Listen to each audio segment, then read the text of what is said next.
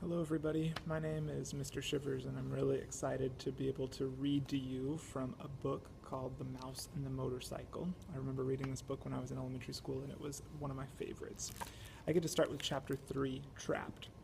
Even though Ralph woke up feeling sick and dizzy, the first thought was of the motorcycle. He hoped it was not broken.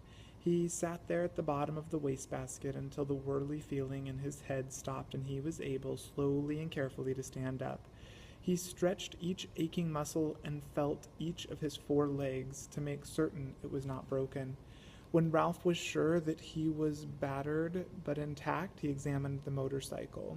He sat it upright and rolled it backwards and forwards to make sure the wheel still worked. One handlebar was bent and some of the paint was chipped off the right fender, but everything else seemed all right. Ralph hoped so, but there was no way he could find out until he figured out how to start the engine. Now he ached too much to even try. Wearily, Ralph dragged himself over to the wall of the metal prison and sat down beside the apple core to rest his aching body. He leaned against the side of the wastepaper basket and closed his eyes and thought of his Uncle Victor. Poor nearsighted Uncle Victor. He too had landed in the metal wastebasket, jumping there quite by mistake. Unable to climb the sides, he had been trapped until the maid came and emptied him out with the trash. No one knew for sure what had happened to Uncle Victor, but it was known that trash in the hotel was emptied into the incinerator.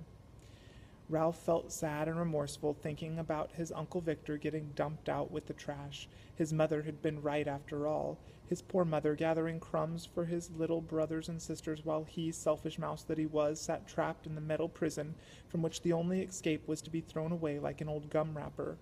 Ralph thought idly Ralph thought sadly of his comfortable home in his mouse hole. It was a good home, untidy but comfortable.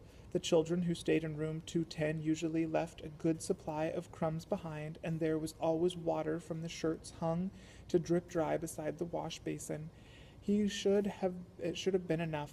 He should have been content to stay home without venturing out into the world looking for speed and excitement. Outside in the hall, Ralph heard footsteps, and Matt, the bellboy, say, "These new people in room 215 and 216, somehow they got the idea that there were mice in the hotel. I just opened the window and told them that the management wouldn't stand for it."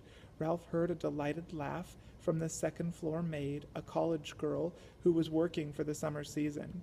"Mice are adorable, but just the same, I hope I never find any in my rooms. I'm afraid of them." There are 2 kinds of employees at the Mountain View Inn: the regulars, none of them young, and the summer help, who are college students working during the tourist season. "If you don't like mice, you better stay away from that knothole under the window in room 215, advised Matt. The sound of voices so close made Ralph more eager than ever to escape. "No," he shouted, his voice echoing in the middle chamber. "I won't have it. I'm too young to be dumped out with the trash."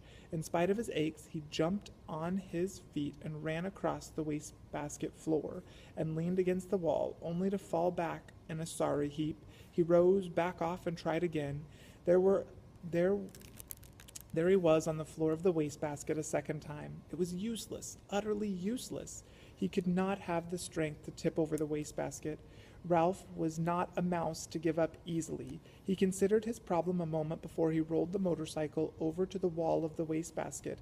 Then he seized the apple core by the stem and dragged it over to the motorcycle. By putting his shoulder under the stem end, he managed to raise the core until it was standing on its blossom end. But when he put his front paws around it and tried to lift it, he found out he could not. The core was too heavy to lift up on the seat of the motorcycle. Ralph was disappointed, but when he stopped to think it over, he saw that even if he could manage to get the Ralph was disappointed when he stopped to think it over. He saw that even if he could manage to get the apple core on top of the motorcycle, it still would not be high enough to allow him to climb out of the wastebasket. Bruised and defeated, Ralph dropped the core and decided that it might as well be thrown out with the trash on a full stomach as an empty one. He took a bite of the apple and felt a little better. It was the best food he'd eaten in several days, juicy and full of flavor, and much better than the damp zambiback crumbs the last guest had left behind. He took several more bites and settled down to a hearty meal, saving the seeds for dessert.